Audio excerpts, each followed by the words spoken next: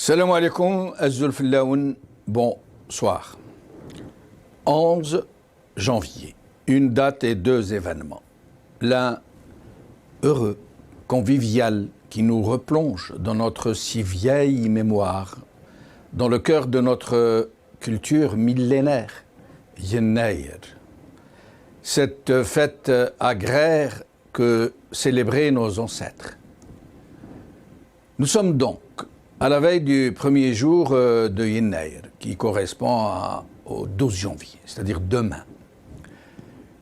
L'étymologie du vocable Yennaïr est sujette à discussion.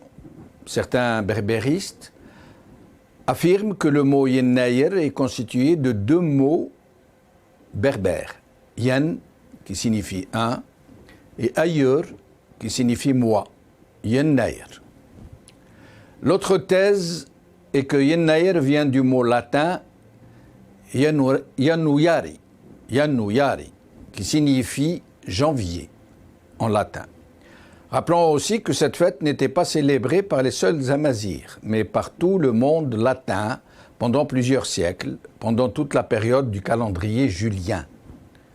Ce jour-là a été le jour de l'an, une fête agraire, le premier jour du calendrier julien créé par Jules César en 46 avant Jésus-Christ et qui aura cours jusqu'à la fin du XVIe siècle, avant d'être remplacé par l'actuel calendrier, le calendrier grégorien, qui sera décalé de 12 jours.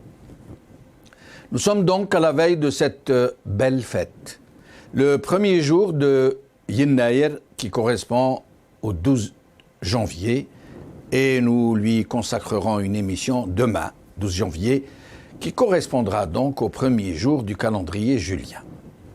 Mais le 11 janvier est malheureusement aussi une date tragique dans l'histoire de l'Algérie. Le jour du coup d'État du 11 janvier 1992. Non pas cet euphémisme empoulé inventé par les putschistes d'interruption du processus électoral, mais un coup d'État des généraux algériens contre la volonté populaire, un putsch contre des élections législatives démocratiques organisées par le régime lui-même. Élections législatives démocratiques et qui avaient donné la victoire au fils.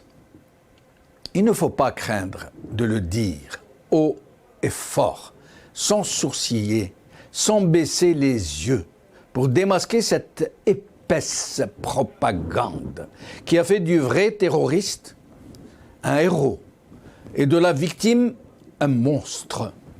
Au point où, aujourd'hui, même ceux qui savent toute la tragique vérité sur ces événements craignent de s'y exprimer, de peur d'être qualifiés d'agents de l'international islamiste, de crypto-islamistes, de mercenaires du fils et autres colibés du genre.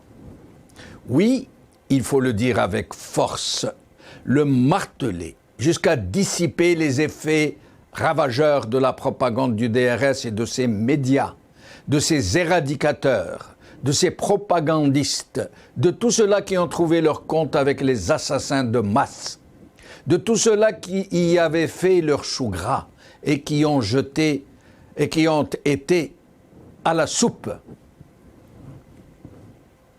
Faut-il rappeler en la circonstance que les généraux putschistes qui nous ont dit vouloir sauver la République sont aujourd'hui presque tous milliardaires, qu'ils disposent de fortunes colossales en Europe et partout dans le monde, et que leurs comparses civils sont logés à la même enseigne dorée. Faut-il le rappeler? Oui, très malheureusement, au-delà de ce tournant tragique qui a coûté la vie à plus de 200 000 Algériens de l'aveu même du président Bouteflika, de feu président Bouteflika, 200 000 Algériens y ont laissé la vie, 20 000 disparus forcés, des centaines de milliers de personnes torturées, 1 million de personnes déplacées et tout un cortège de malheurs qui ont profondément traumatisé la société algérienne. Et au-dessus de tout cela, il y a aussi, et très malheureusement, ce travail psychologique de très grande intensité, destiné à conditionner l'opinion publique, à transformer dans l'entendement général la victime en bourreau, en terroriste, et inversement, le terroriste en victime, en sauveur de la République. Un travail de propagande dont les acteurs, ou plutôt les exécutants, continuent à ce jour de sévir, puisqu'ils sont les plus zélés relais médiatiques du régime actuel et de la junte actuelle, le vrai et seul maître du jeu depuis le premier jour, depuis 1962. Oui, nous ne dirons jamais assez que ce sont les généraux qui ont perpétré un coup d'État contre un parti élu démocratiquement, organisé par le régime lui-même. Nous ne répéterons jamais assez que ce sont ces mêmes généraux qui ont déclenché une violence inouïe contre les militants de ce parti juste après la proclamation des résultats, qui les ont quasiment contraints à rejoindre le maquis, qui les ont emprisonnés avant et après le scrutin, qui les ont empêchés de s'exprimer, qui les ont assassinés, qui ont parfois, pardonnez-moi, violé leurs épouses et leurs enfants, pardonnez-moi de le dire aussi crûment, pardonnez-moi, ils les ont violés pour les pousser à monter au maquis. Mais il nous faut absolument réveiller les consciences assoupies, ou plutôt les consciences anesthésiées. Basta, il faut dire ce qui s'est passé. Tout dire, sans rien laisser dans l'ombre. Il ne faut pas se laisser complexer, se laisser culpabiliser, parce que nous défendons les victimes d'une atroce guerre contre les civils, contre tous les civils qui se trouvaient sur leur chemin par des brutes sanguinaires. Et parmi ces victimes, des journalistes, des intellectuels, des prêtres chrétiens, des moines, un archevêque, des travailleurs étrangers et même un président que la junte avait ramené en Algérie ou de l'étranger, où il se trouvait en exil, un leader de la révolution algérienne, Boudiaf Rabbi Rahmou, que cette junte avait réussi à piéger et qu'elle fera assassiner quand il découvrira dans quel infâme marécage il était tombé. Le bouchon doit sauter.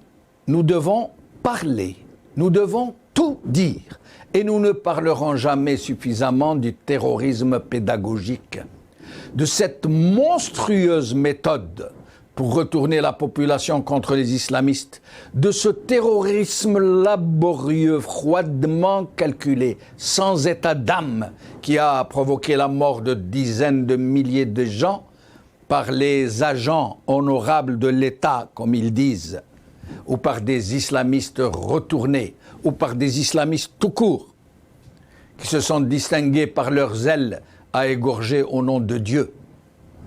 Ce terrorisme qui procédait de la fameuse fatwa, élaborée doctement par les imams DRS depuis Ben Aknoun et qui ordonnait aux combattants, moujahidines, de tuer de la même manière que leurs ennemis les tuaient, de torturer de la même manière que leurs ennemis les torturaient, de violer de la même manière que leurs ennemis les violaient. فَاعْتَدُوا عَلَيْهُمْ بِمِثْلِ مَا اعْتَدُوا عَلَيْكُمْ. Ce sont les termes de cette fatwa, tirés d'un verset du Coran. Ce terrorisme pédagogique dont les Algériens ne savent encore rien et qui a fait assassiner les personnalités les plus aimées, les plus estimées des Algériens, dont la liquidation a été bien sûr inscrite à l'actif des islamistes, des terroristes islamistes. Nous ne parlerons jamais suffisamment de la torture et du viol, institué non pas seulement en système d'interrogatoire, mais surtout en méthode psychologique de terrorisme des populations. Une torture érigée en science sadique qui épouvantera le monde entier lorsque les détails en seront suffisamment connus. Nous ne parlerons jamais suffisamment de ces génocidaires, de ces tueurs compulsifs qui procédaient à des exécutions sommaires à une échelle de boucherie industrielle. Comme le fameux effaceur, aujourd'hui général, rappelé de sa retraite espagnole, qui se vantait d'avoir à lui seul battu le record du monde, puisqu'il avait assassiné de ses mains plus de 500 personnes. Et le pire, le plus injuste, le plus révoltant, est que la propagande a été telle que les assassins ont été transformés, dans l'entendement général, en héros, en sauveurs de la République, face aux hordes intégristes, au moment où les victimes, dont personne ne peut imaginer ce qu'elles ont subi, de souffrance, sont devenues des boucs émissaires. En tout état de cause, il y a beaucoup de travail à faire pour sortir les Algériens, et tout particulièrement la jeunesse, de ce formatage psychologique de grande ampleur qui les a ciblés. Une seule solution pour cela, une seule, qui soit juste, qui soit transparente et qui ne laissera personne sur le bord du chemin, qui ne passera sur le corps d'aucune victime, qui ne passera personne en pertes et profits, qui ne sera pas dans le parti pris et l'occultation scélérate. Ce sera une dynamique vérité et justice. Vérité et justice. Une dynamique sincère, menée par des hommes et des femmes sincères, qui ne sont pas à vendre, qui ne craignent pas la lumière et qui pourront l'accomplir sans crainte et sans compromission et sans connivence. Et il faudra aussi, bien sûr, une justice noble, digne, intègre, qui n'a pas de collier autour du cou, qui ne condamne pas les innocents sur commande ou par téléphone. Et ce n'est qu'ainsi que nous pourrons rendre justice à toutes les victimes. Ce n'est qu'ainsi que nous pourrons savoir ce qui s'est réellement passé. Ce n'est qu'ainsi que les véritables criminels, quels qu'ils soient, et de quelque bord ils soient, généraux ou islamistes, ce n'est qu'ainsi qu'ils seront démasqués. Et ce sera alors au peuple algérien et au peuple algérien seul, souverain, de décider de ce qu'il faudra faire alors, pardonner ou condamner.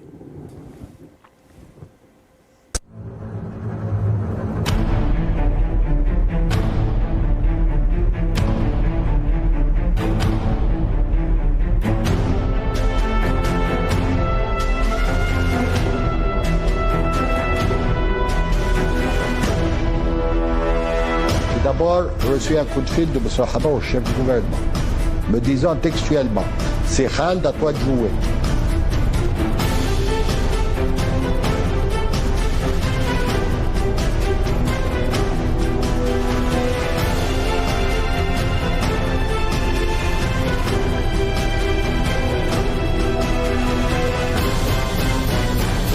أما نحن لم نتكلم لأن جبهة الإنقاذ ذاك كانت تطالب بذهاب حكومتي من الساحة السياسية وكان لها ذلك. J'ai dit que ma mission n'était pas de détruire le fils.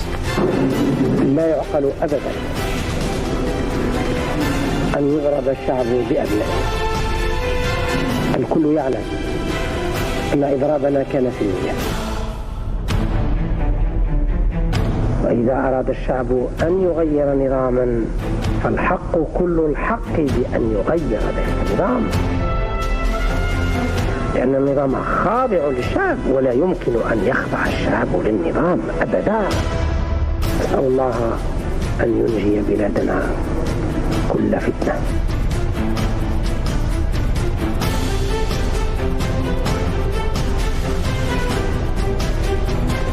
أوافيكم سادتي سيادتي بالنتائج الجزئية التي وصلتنا.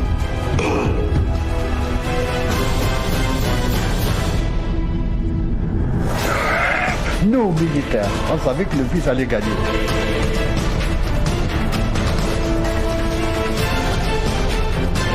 On croit que l'élection, c'est la pierre de touche de toute démocratie. Oui, dans certaines conditions, سوف نحترم قواعد اللعبة. أنا قلت في كل الحالات ماشي مستعد نغادر المنصب. Donc, d'une façon ou d'une autre, il faut trouver une autre solution. Comment à trouver une autre solution pour arrêter le processus électoral et dire qu'il n'y aura pas de deuxième tour.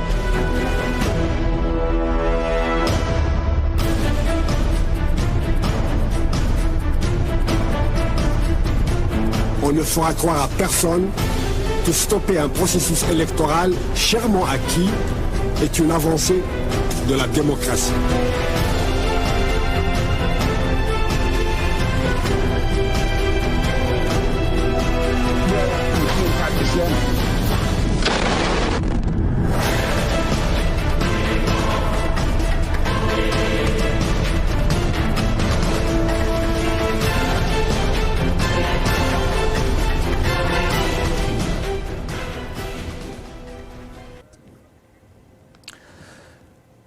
Alors, nous allons avoir avec nous quelques-uns de nos habituels amis qui participent à nos émissions, soit en direct avec nous sur le plateau, soit par téléphone ou par Skype.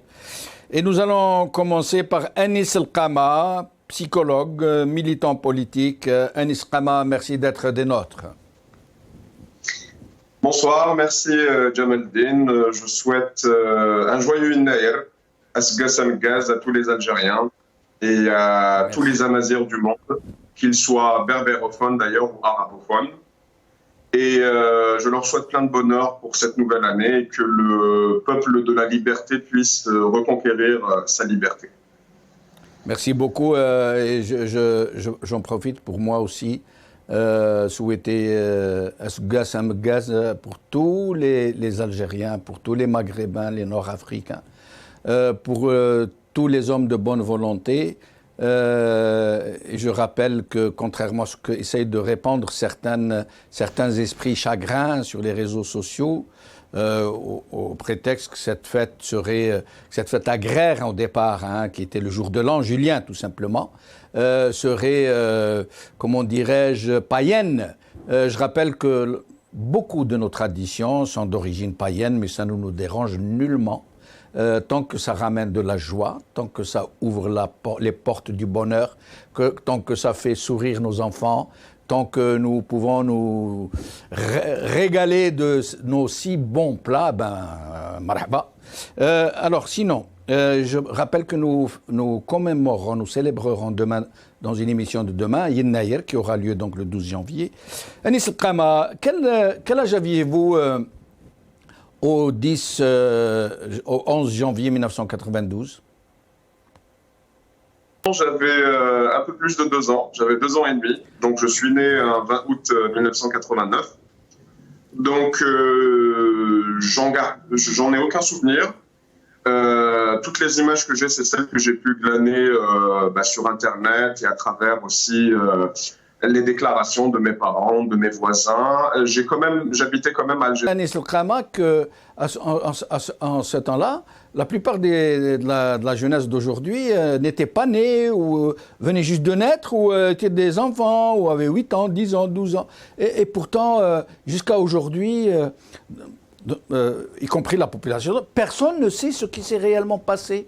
Les comptes n'ont pas été soldés. On nous a bidouillé une charte nationale pour la réconciliation, une sorte d'auto-absolution, d'auto-amnistie pour laver les agents honorables de l'État, tel que le formule cette charte, et c'est rangé, plié, on n'en parle plus.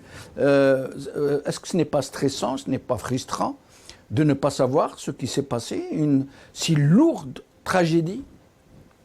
Alors c'est très frustrant, surtout que moi je m'évertue toujours à essayer d'avoir une analyse objective de la situation et des faits historiques, et en l'occurrence sur l'arrêt du processus électoral et cette période-là, donc très charnière, très sensible de 88 jusqu'à 91, 92 et ce qui s'est passé après l'arrêt du processus électoral, je trouve énormément de difficultés à trouver des informations objectives qui ne soient pas liées à une interprétation politique de la part du régime, de la part de certains islamistes, de la part de certains progressistes d'ailleurs qui étaient avec ou contre ou indifférents à l'arrêt du processus électoral. Sincèrement, s'il y a un témoignage que je peux apporter aujourd'hui, c'est que notre génération... Durant ces années, les années 90, la presse, toute, hein, sans aucune exception, sauf les journaux qui ont été fermés, était à la dévotion du régime et faisait ce qu'on lui disait de faire. J'en sais quelque chose,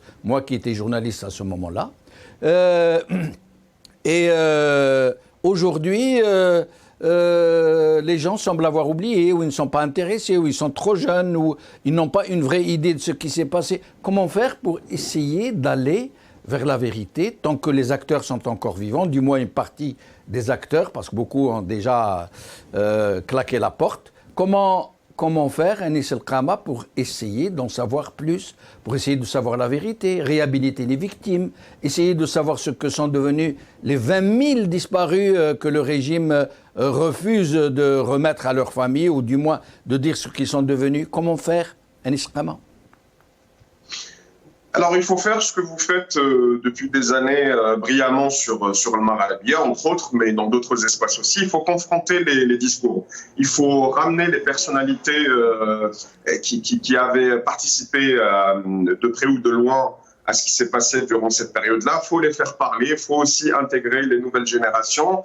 Mais en même temps, je tiens juste à préciser une chose.